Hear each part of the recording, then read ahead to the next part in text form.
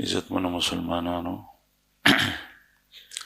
رسول الله صلی الله علیه وسلم د سیرت طیبه سلسله جاری و. نهم کال هجرت رسول الله صلی الله علیه وسلم مدینه منوره کې او د ابتدا نه تر رجب پورې او مختلف سرایاو کې صحابه کرام تلل. هغې تذکره بعضې سرایاو تاسو ته شوي وه.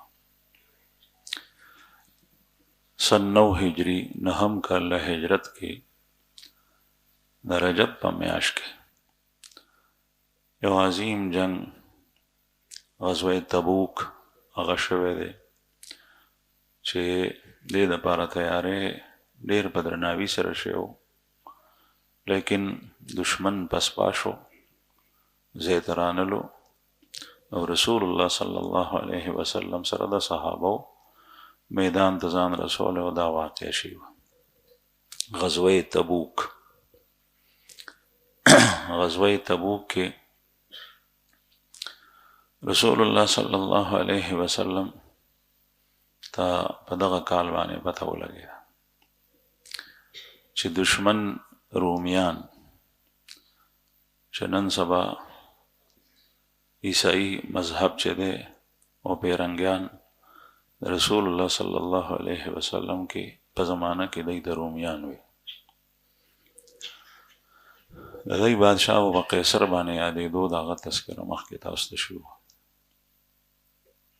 د عربو نصاراو عیسایانو رسول الله صلی الله علیه وسلم ته د عربو نصاراو قیصر روم ته خط واستولو.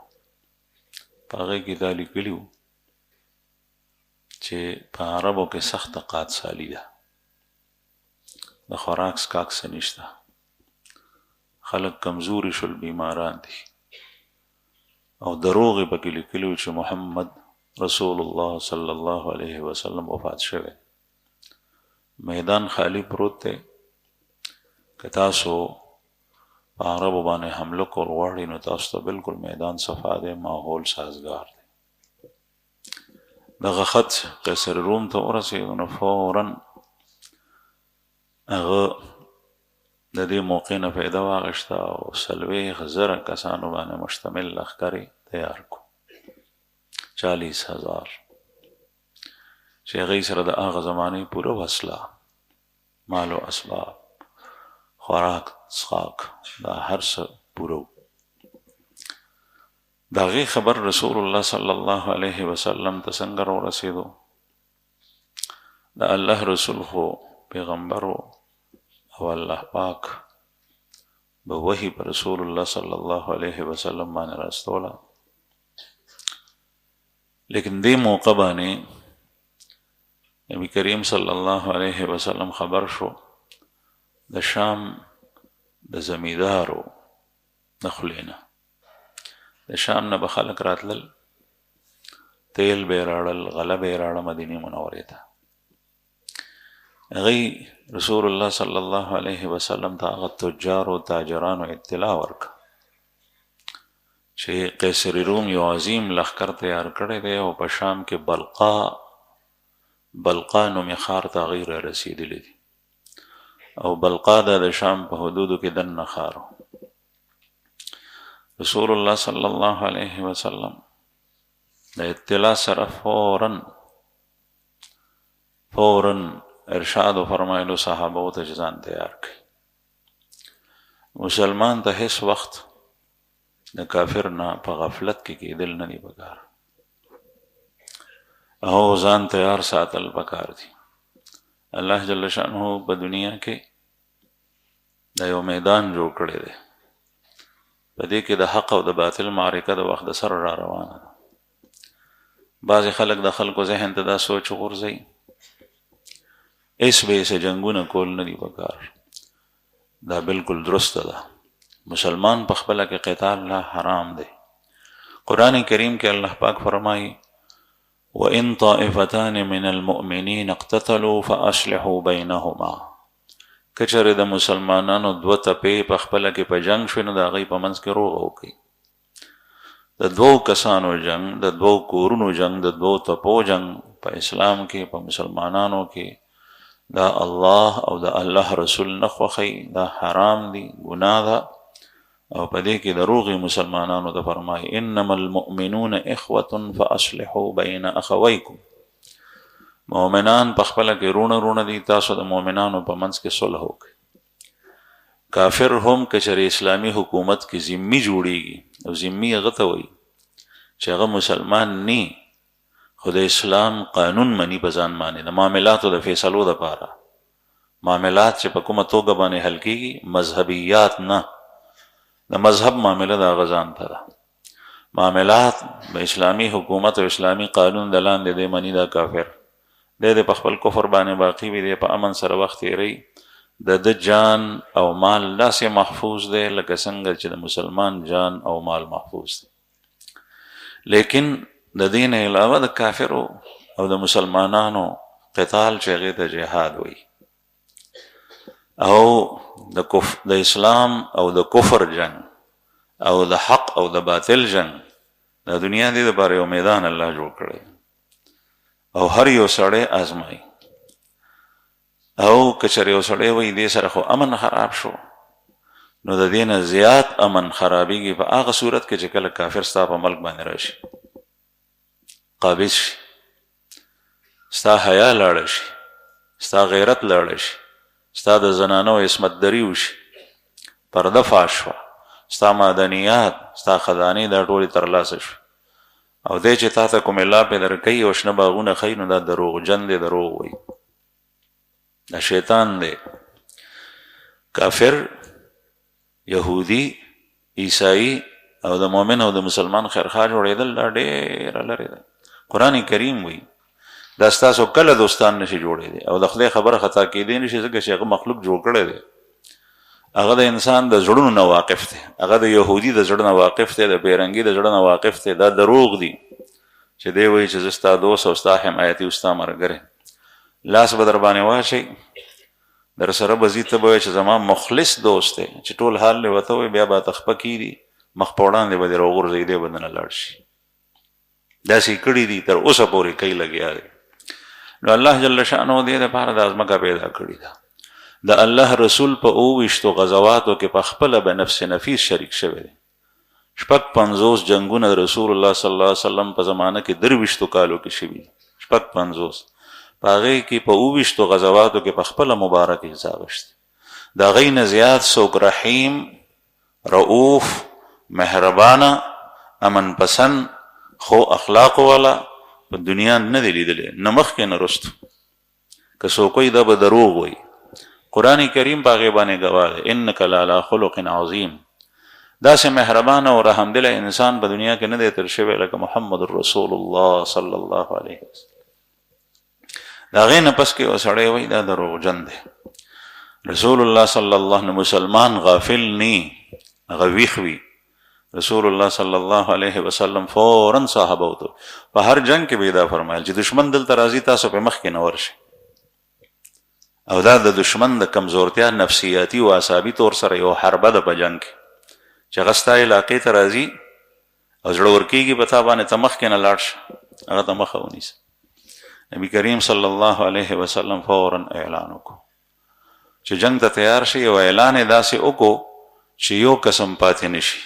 اخرجو دې ته نفیر عام وایي، ټول وځئ سوا د هغه کسانو نه چې رسول الله صلی الله علیه وسلم اجازت ورکړو. پیغمبر علیه الصلاة والسلام اعلان د چندې وکړو چې په دې کې داسې کسان شته دی چې هغوی ته د سورلۍ ضرورت دی، لښکر ته په لاره کې د خوراک سکاک ضرورت دی، د هتیار او د وسلې ضرورت دی. هغه زمانه کې د مدینې منورې نه شام ته تلل، اوس نن سبا تر یو حده پورې زه تللی یم، شګې دي، سرې شګې دي، شام ته خو نه یم تللی، لیکن هغه زمانه کې سعودي عرب، جزیرة العرب لنډ و مختصرو، هغه ځای پورې چې مونږ کومه پورې تللي یو، په هغې ځای پورې چې لاړ شي نو شګې دي، شګې دي، سرې شګې دي، سړک نو بل یو لار نه وه، په هغې کې مزل کول د آسان کار نه دی. او د هغه زمانې د مزل لا یو سورلي وه چې په شګو کې رفتار کولی شو اوښ یا اسونه، اس به هم کله کله پاتې راغلو په شګه کې، نو په پخه لار به یې بوتلو. رسول الله صلی الله علیه وسلم د چندې اعلان وکړو چې جنگ کې چندې ته ضرورت دی، چنده راړئ. په دې کې خوراک سکاک څیزونه لکه کجوري مدینه منوره کې، او د پیسو ضرورت، دراهم، دنانیر، سورلۍ. لیکن دا موقع داسې وه چې سخت حالاتو مسلمانانو باندې، قحط سالی وه، ګراني وه، د خوراک سکاک اشیا ختم و، خلکو باندې سختې تېرېدې، لږې تندې او نهرې په مدینه کې تېرېدې په اکثرو خلکو، او زړه میوه فصل ختم شوی و. لکه زمونږ په ملک اوس نن سبا خو ټول خلک تقریبا اکثریت اوړه د بازار نه راړي. پخوا به زمیندار په پټي کې کرل، نو د چا به غله ډېره وشوه نو هغه به په بل به یې خرڅه کا او کال به یې پوره کولو. د چا به بوګری و، لږه ځمکه به یې وه، نو هغه به د مني په سر باندې غله ختمه شوه، بیا په ژمي کې غنم نو. نو داسې موقع وه د مدینې منورې فصل کجوري وې، کجورو زړه میوه ختمه شوې وه او نه میوه لا را رسېدلې نه وه، هغه په ونو پورې نښتې وه او د هغې په پخلي کې یو څو ورځې دې وخت کې، او سخته ګرمي وه او لاره ډېره اوږده او لاره ډېره دشوارګزار مشکل ترین لار. دې کې هر یو امر داسې و چې د انسان همت او حوصله ماتېده هغې سره. سخته ګرمۍ کې تلل د انسان همت او حوصله ماتېږي. لاره اوږدی، موټر لارۍ کې نه ځې، حوصله انسان بایلي، همت بایلي. سرې شګې وي په هغې کې مزل کول، انسان حوصله بایلي. اکثریت سره سورلي نه وه، پیاده مزل کول دا ګران شي. قحط سالي وه، د قحط په موقع باندې په سفر کې جنگ ته تلل، په هغې کې خو صرف د خوراک ضرورت وي، هغې کې خو څوک تجارت نشي کولی. دا بیل مشکل ترین. بیا ګراني، صحابو سره پیسې نه وي چې د بل نه څه شی اخیستی وی، دا بیل مشکل. او بیا دې سره سره د مدینې منورې په باغونو کې میوه لګېدلي وه، هغه پخېدو کې یو څو ورځې وې، هغه پرېښول دا ډېر زیات مشکل کشا دشوارګزار کار و. د هغې وجه دا وه چې د عربو دستور ده، د هر چا خپلې خپلې مزې دي. نن سبا چې یو سړی خپل او د خپلو بچو راحته غواړي او پیسې ورسره وي، نو بنګله جوړه کړي، په هغې کې ایسي ولګوي، د واپډه بجلي وي، د جنریټر انتظام وکړي، کمرې ځان ته یخې کړي. د عربو دستور د هغه زمانې جوده. ګرمي چې به شوه، بیا به عرب د خپلو کورونو نه باغ ته رالل. باغ به دغه وخت کې په جوبن کې و د کجورو د ګرمۍ په زمانه کې، یخ سوری، شنې ونې، په ونو کې میوه لګېدلې چې میوه به پخېده، نو بیا به هغه د خوراک قابله وه. رطب، بسر دا به خوړی شو. بیا به دې عربو د باغ مالک به خپل اهل ویال، ټبر، بچي دا باغ ته بوتلل، هلته به یې ورته سپرونه جوړ کړي وو. سپرونه نن سبا د مستۍ نه خلک سفر جوړوي، هغه زمانه کې د مجبورۍ نه سفر جوړېدو، ځکه چې د رهایش بل صورت. نن سبا د سیند په غاړه باندې سفرونه جوړ کړي، مالداره خلک په موټرو کې لاړ شي، سفر د لاندې کینی. فطري طور سره انسان د دې څیزونو سره محبت دی. دا پاخه څیزونه او مختلف قسم لاندې فرش جوړ کا، پکې چپس لګو یا پکې ماربل لګو، بیا هغه په قالین باندې پټ کا، بیا په قالین په چاندۍ باندې پټ کا. یو عجیبه نفسیاتي بیماری ده چې شروع ده. قالین خرابېږي، اوس په باندې چاندي واچو، دا څه توک دی. خاوره به وه، په هغې تلي باندې چې چا به خرش کې تو کورل، نو خرش په هغې به وته کړو. ماشوم چې به بول کول، په هغې به وشل، بیا یې په اسانه ته بول به وچشل، غټ بول به وکړل، نو هغه به یې لرې کړل په رمبي باندې، په تیشۍ باندې بهر به یې وغورځول. اوس چې په قالین باندې یې ته بول وکړي، نو بیا ثابت قالین لرې کول، د دې نه د ښځې خاوند په منځ کې نفسي جنګ شروع شي، یعنې نفسیاتي جنګ خو خامخا ټول خلک بیماران شو. د هغه زمانې خوشحالي په دې کې وه چې باغ ته به لاړل، په باغ کې به یې سفرونه جوړ کړي وو، بیا به بچي هلته وو، بیا به د باغ نه میوه شو کېده، د باغ یخ سوری لاندې به یې ځمکه باندې چړکا وکړو، او هلته به یې چې کوم دی نو کجوري شو کولې، په خپله به یې خوړې. دا یخ سوري هغه به د دې ځای د نن سبا د ایسي نه زیات خوند و. دې موقع کې دا حالت و د باغونو، دې کې تلل ډېر زیات ګران. رسول الله صلی الله علیه وسلم چې څنګه اعلان وکړو د منافقینو، امتحان بخرالو سخت هغه خپې خرواله یو خو د چندې په موقع کې استهزاء او تمسخر مسلمانانو سره شروع کو مسلمانانو د رسول الله صلی الله علیه وسلم هر یو ارشاد مبارک ته غاړه کې خو چې اوزي خ چندراړی ټیک تراړو هر چا د خپل حیثیت مطابق راړه حضرت ابوبکر صدیق رضی الله عنه په داسې موقع باندې چنده ورکول د مسلمان کار دی مسلمان د جمعات ضرورت ته چنده ورکول د مسلمان کار دی انما یعمر مساجد الله من آمن بالله والیوم الاخر دا الحمدلله په دې کې د چرته د بهر نه د عربو نه د برطاني د بارنو ملکونو نه د انګریزانو نه د پیرنګیانو نه د کافرو نه یو پیسه نه د لګي دغه مسلمانانو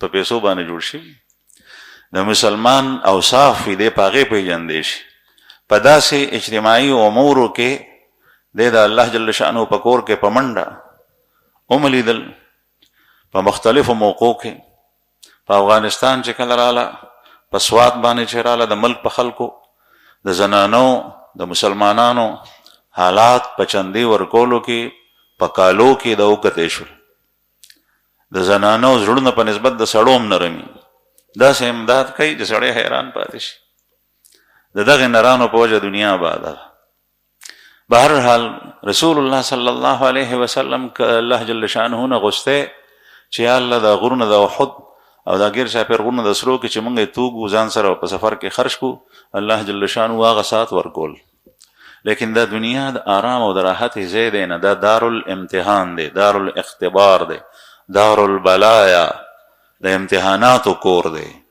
دې کې ترقی الله جل شانه ستا په عمل کوي ستا په ستړي ستا په ستومانه ستا په مال انفاق فی سبیل الله په دې باندې ستا مرتبه اوچتې خدای پاک سره داسې کمې دی چې هغه د الله پر رسول باندې خاتم النبیین سید الرسل افضل البشر ته هغه سات مال ورکې بې درېغه دا یاد ساتئ دا به یهود وي یهودو به وایي چې د خدای لاس خالی دي سو سره نشته ځکه موږ نه چنده غواړي ید الله مغلولا اللہ کے ہاتھ بندے ہوئے ہیں الیاذ باللہ د خدای لاس تړلې دي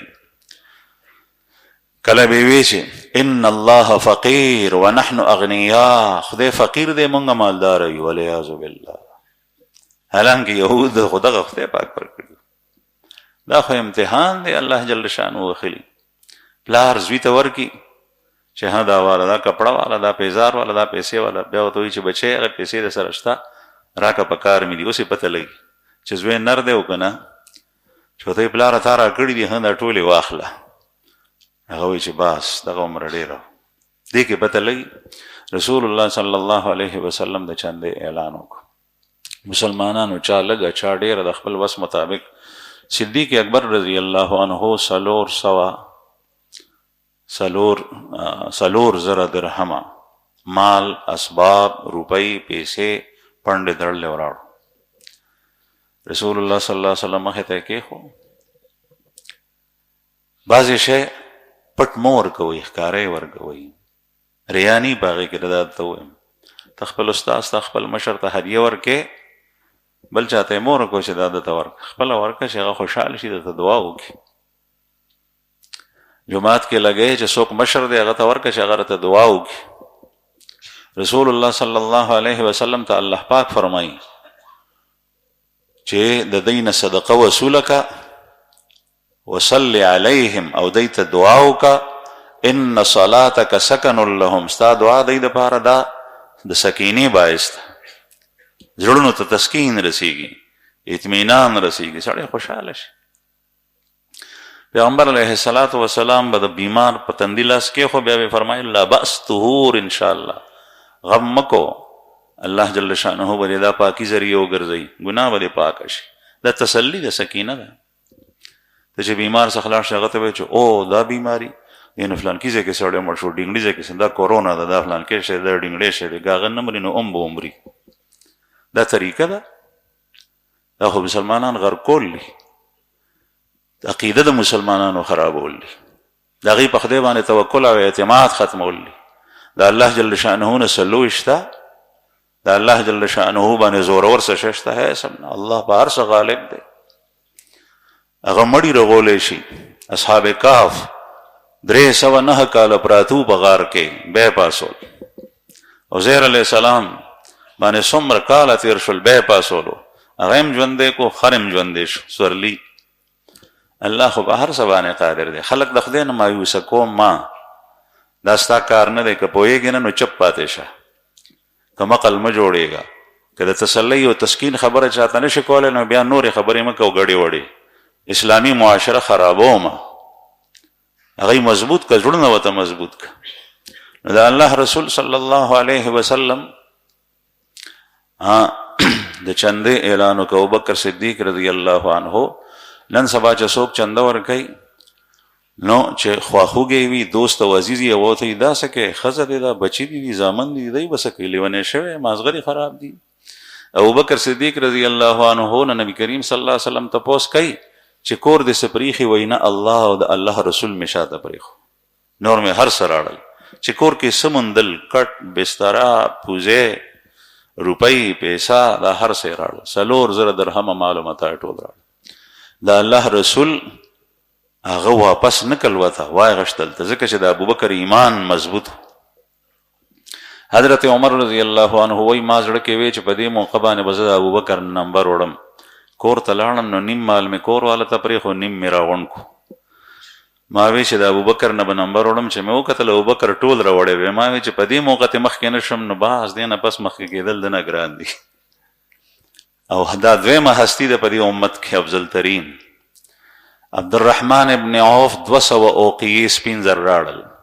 200 اوقیې نه تقریبا 8,000 درهمه جوړي. چا قجوري راړې، څوک خپو وسره سونه فقراو. ما تاسو ته وې د فقر زمانه وه، بازار ته لاړو، ټوله ورځې د سهار نه تر ماښامه پورې مزدوري وکړه، ځان یې ستړی کړو، په دې شا باندې پیټي وړل، دومره غونې عوض چې چا ورکړو نو هغه یې راړو چې یا رسول الله دا قبول کړي د الله په لار کې. دا څومره لویه قرباني ده، هر یو سړی په خپل وس پورې پړ دی. عثمان ابن عفان ذوالنورین چې د هغه دا منقبت دی چې په دې کې د ده سره څوک هم دنیا کې نه دي شریک.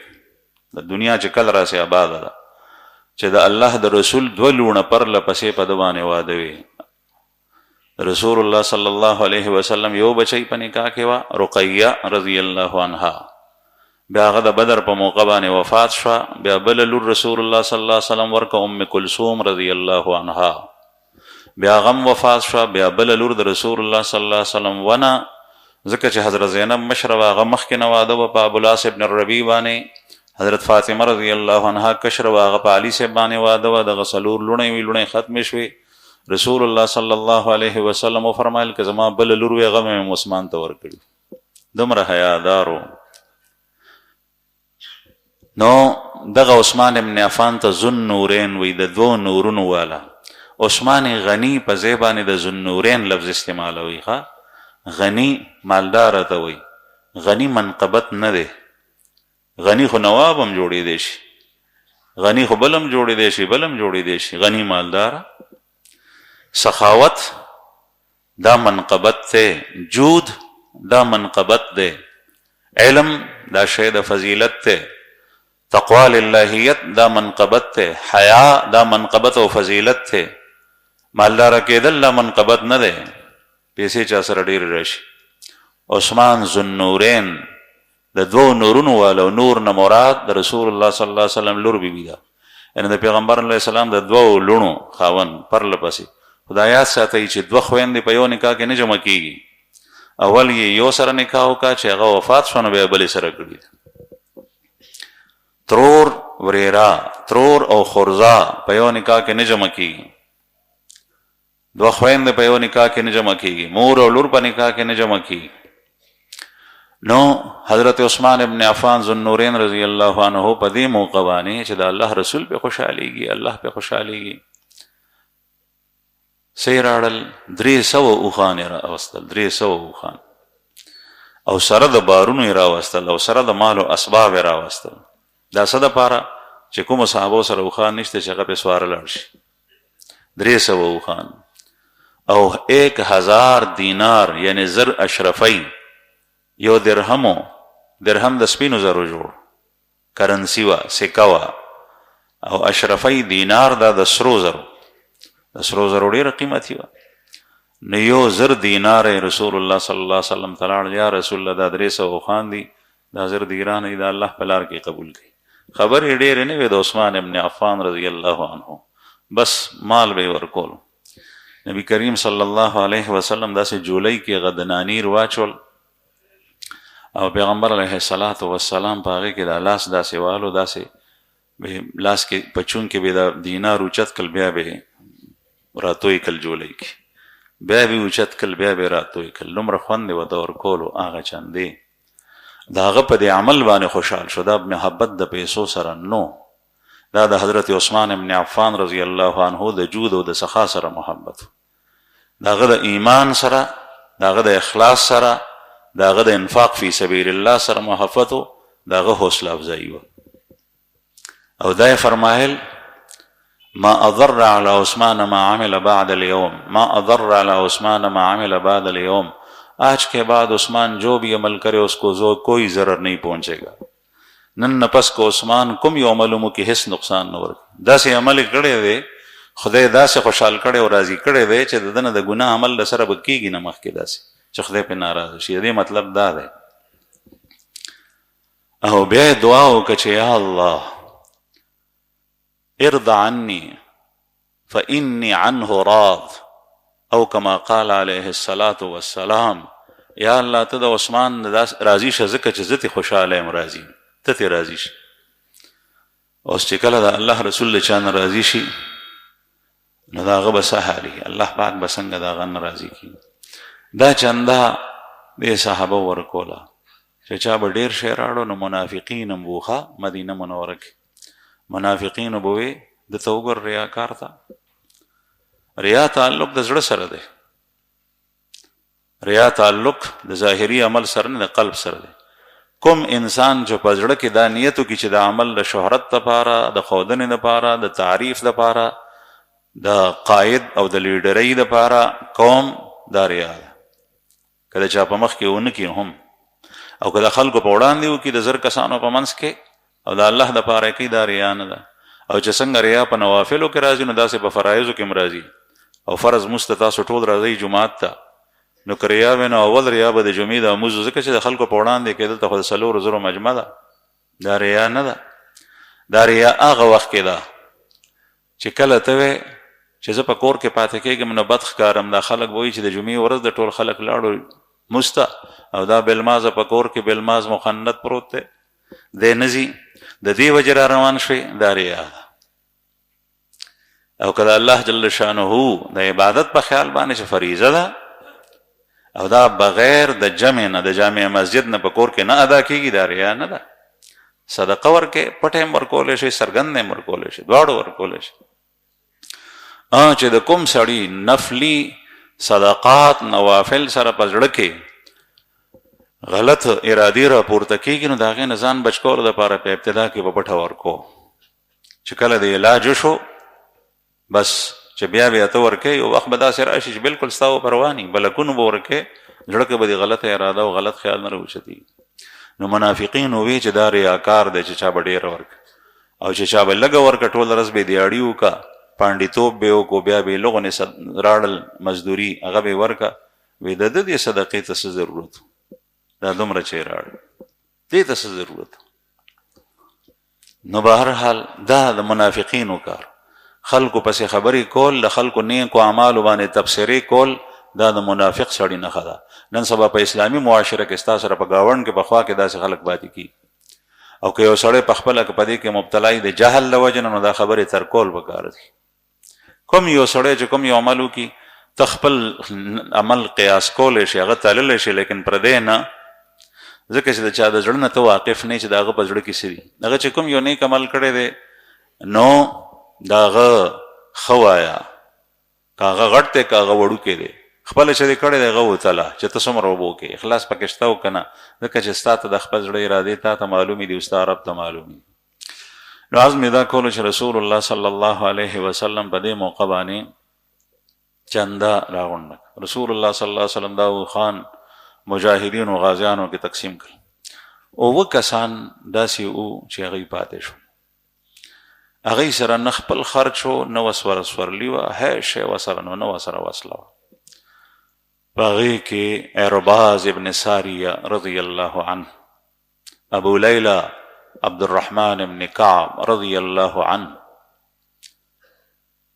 عبدالله ابن مغفل رضی الله عنه، دا حضرات او دی سره څلور کسان، نور اووه کسان رسول الله صلی الله علیه وسلم ته رالل. ټول مال تقسیم شو چې یا رسول الله مونږ ته سره راکړئ، مونږ سره خو څه شته دی نه سورلي شته نه خرچه شته، او مونږ د دې جنګ نه پاتې کېدل نه غواړو، مونږ ځو پاخه مسلمانان. رسول الله صلی الله علیه وسلم ورته وفرمایل چې ما سره شته دی نه، چې وی درکړي مې او ما سره نشته.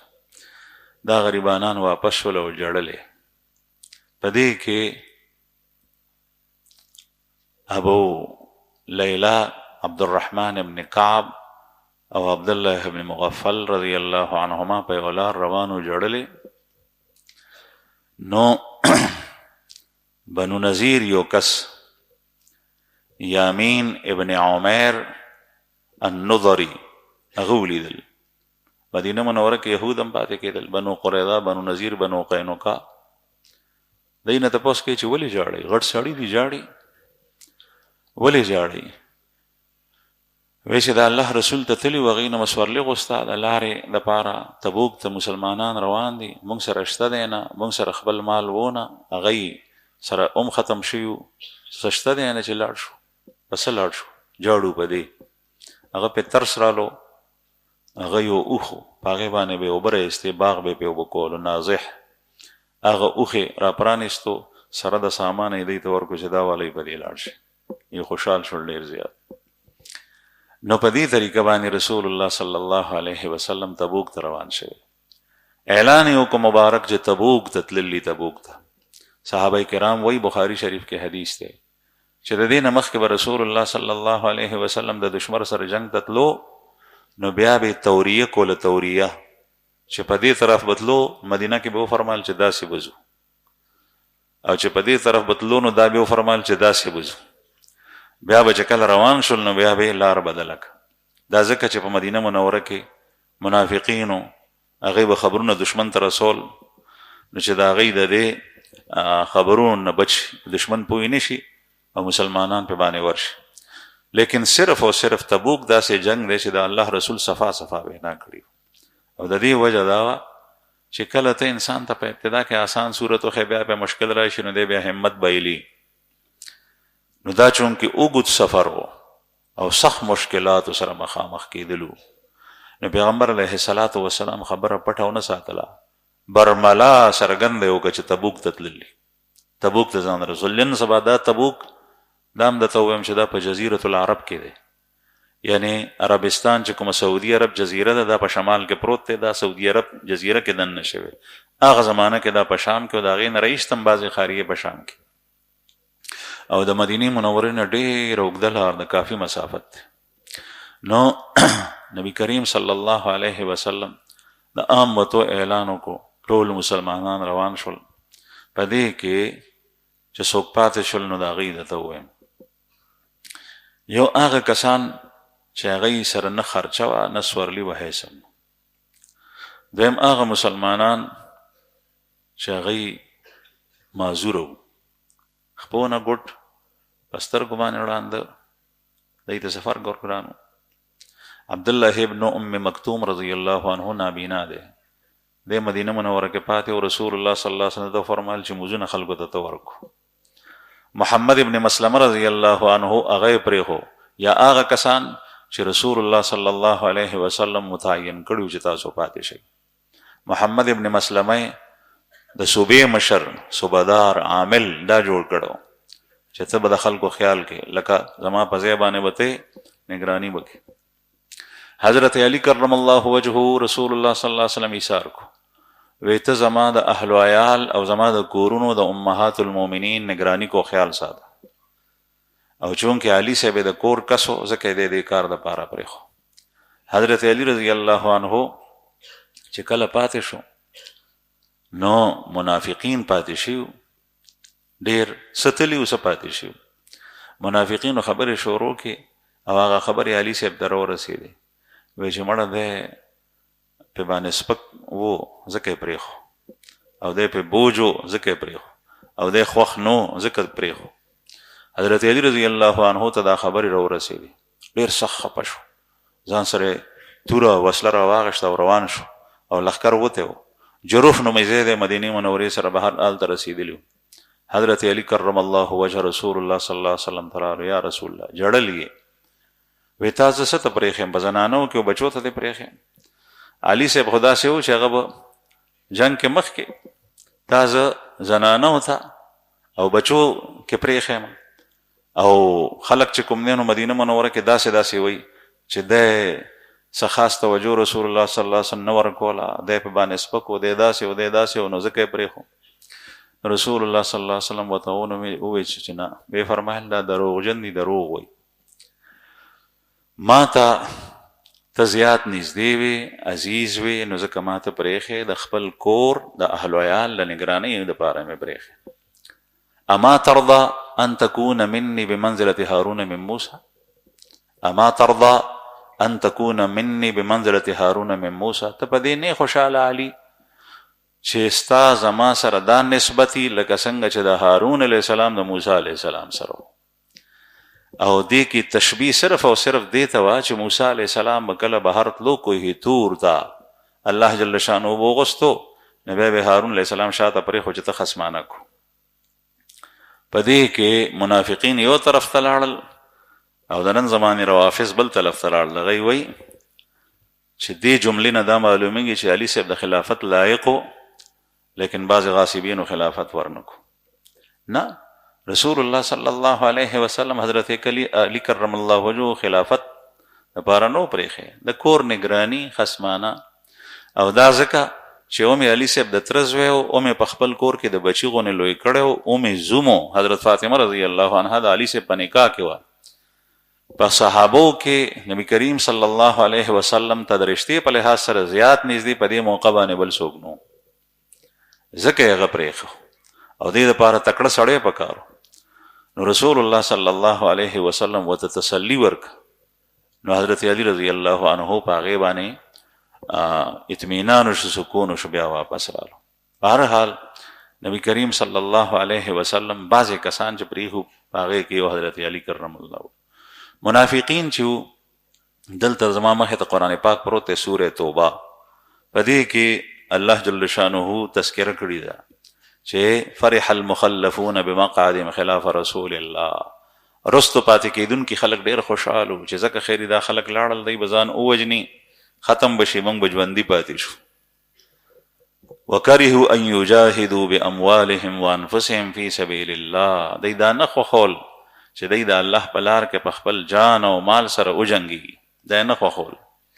دی بانې کولې. رسول الله صلی الله علیه وسلم ته به یو رالو چې یا رسول الله کور مې بربنډ دی، په شاړه باندې پاتې کېږم، د غلغدو خطره ده، ما ته اجازت راکوې. ځه اجازت به ور بل برالو، بل څه عذر به وړاندې کو، بل برالو، بل جد ابن قیس د بنو سلمه قبیلې یو کس دی، هغه هم دغسې و. منافقین ډېر وو. رسول الله صلی الله علیه وسلم ورته وفرمایل چې رومیانو سره جنگ ته ځو، تیار شه ځې. نو هغه ورته داسې خبره وکړه چې رسول الله صلی الله علیه وسلم خاموش پاتې شو، مبارک، ډېر حیاناک او ستیر. هغه ورته دا خبره وکړه چې صاحب تا ته ښه پته ده چې زه چې ښځې ووینم نو بیا ټینګېدی نه شم، او چې د روم د خلکو ښځې ووینم نو بیا چېرته په ګناه کې مبتلا نه شم، نو ما ځان سره مه بوځه، ما معذور وګڼه، ما پرېږده. رسول الله صلی الله علیه وسلم ته مخ بل پل واړولو. قرآن کریم الله جل شانه خو الله دی، یا خو رب دی، یا خو خالق دی. الله پاک داغه په باره کې فرمایي الا فی الفتنة سقطوا. وی دی وایي چې ما فتنه کې ما مبتلا کو، زه به فتنه کې مبتلا شم، بلکې دی فتنه کې د اوسه ځای نه پرېوتو. د دې نه به غټه فتنه سي چې د الله د رسول حکم وي او په هغې کې یو سړی رسته پاتې شي. ځکه چې د رسول الله صلی الله علیه وسلم اطاعت د الله اطاعت ته خبره منل دي، او د الله د رسول معصیت او نافرمانی دا د الله جل جلاله نافرمانی د خبره نه منل دي. دغه فتنه کې پریوتو دا سړی، الا فی الفتنه سقطوا، دا غي تذکرم الله جل شانه دلته کړي. دې سره سره یو څلور کسان هغه صحیح خالص مخلص مسلمانان هغه هم د رسول الله صلی الله علیه وسلم نه وروسته پاتې شو. کعب ابن مالک، هلال ابن امیہ، مرارة ابن الربیع رضی الله عنهم، او ابو خیثمه رضی الله عنه. د څلور کسان دی پاتې شو. رسول الله صلی الله علیه وسلم اعلان کړو مخکې نه تیارې کوي او شابه تیار شي، او چې په کومه ورځ باندې ووتل نو دی څلور واړه پاتې دي. په دې کې د دې درو کسانو واقع خو به ان شاء الله رستو راځي. د دې یو واقع ذکر کوم، ابو خیثمه رضی الله عنه. ابو خیثمه رضی الله عنه وی چې رسول الله صلی الله علیه وسلم تبوک ته روان شو، مزل کولو.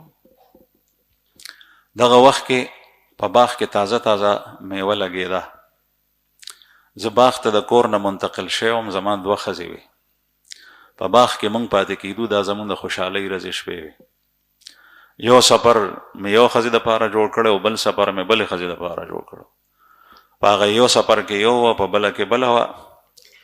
زه باغ ته راننوتم، یخ سوری، سفرونو ته چې مخامخ شم نو یو ښځې مې ځان سنبال کړی دی او سفر یې جارو کړی دی او اوبې ترنګه کړي دي او یخې اوبه یې ایښې دي او څه کجورې یې تازه تازه راشکولي دي هغه یې مې ایښي دي او څه خوراک هم تیار کړی دی. بل هم دغسې کړي، ځکه چې بنې وي او بن خو یو د بلې نه مخکې کېږي چې خاوند زما نه زیات خوشحال شي، هغه هم دغسې کړي دي.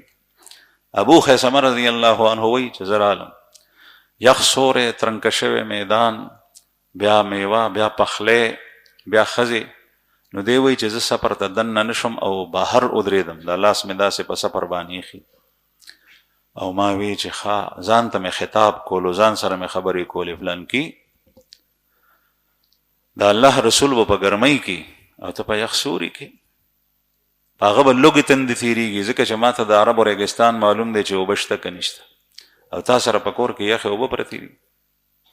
هغوی به په سور نور کې مزل کوي او ته د سفر د لاندې وي. هغوی سره به د خوراک سني او تا سره د خوراک هر څه پراته دي. هغوی اهل و عیال په کلي کې مدینه منوره کې پرېښي دي او تا سره مخامخ دوه ښځې دي، ځانونه یې سنبال کړي دي. دا انصاف دی؟ دا خو بې انصافي ده، ځان سره لګیا ده. بس هغه ځای کې مې په ځان باندې حرام کړل. ښځو ته مې ویل زه دې سفر ته یوتم دننه راځم او ما ته شابه سامان تیار کړي، زه ځم د الله رسول څخه ځان رسوم. ورځې تېرې شوې وې، بس هغوی راته زر زر چې څه شی د سفر و هغه تیار کو او اوښ مې را پرانیستو، روان شو. مزل یې کولو کولو کولو، دی وایي په لاره کې را سره یو کس ملګری شو، هغه را سره یو ځای شو.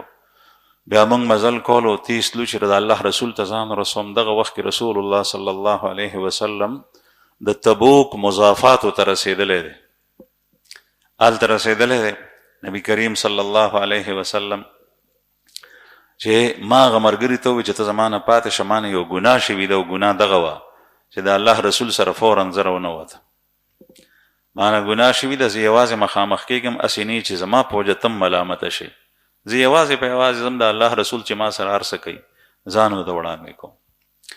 وایي چې زه کله تلم نو لرې نه صحابو دوړې ولیدې. دوړې خیږي خو سړی شناخت یې نه کېږي چې څوک دی.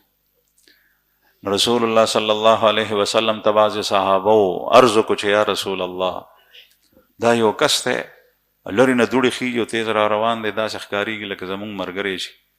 نو وایي چې ښکارېدو نه انسان دوړې وې. نو رسول الله صلی الله علیه وسلم وفرمایل کن ابا خیثمه، دا ابو خیثمه دی، ایس پته یې نه لګي چې انسان دی که څه شی دی. وی فرمایل وی چې څنګه نږدې کېدو نو هغه ابو خیثمه رضی الله عنه. نو صحابه حیران شول چې رسول الله صلی الله علیه وسلم دا خو د پېژندو نو دومره لرې نه وفرمایل. بیا وی چې زه کېناستم، سلام مې واچو د رسول الله صلی الله علیه وسلم ته، ما ورته ټوله کیسه تېره کړه. نو ما ته د الله رسول وفرمایل چې دا دې ښه وکړل چې راغلی او بس جرم یې په اسانه معاف کړو. نبی کریم صلی الله علیه وسلم پرېښول. بهرحال کله انسان شیطان په باندې زور واچوي او د یو نیک عمل نه یې پاتې کوي، دغه وخت کې کامیابي او فلاح د انسان دا ده چې همت وکړي او هغه ساعت هم د شیطان د غواکور نه ځان بچ کړي هغه نیک عمل کې وړاندې شي. الله پاک دې موږ ته په ښو خبرو د عمل توفیق راکړي. واخر دعوانا الحمدلله.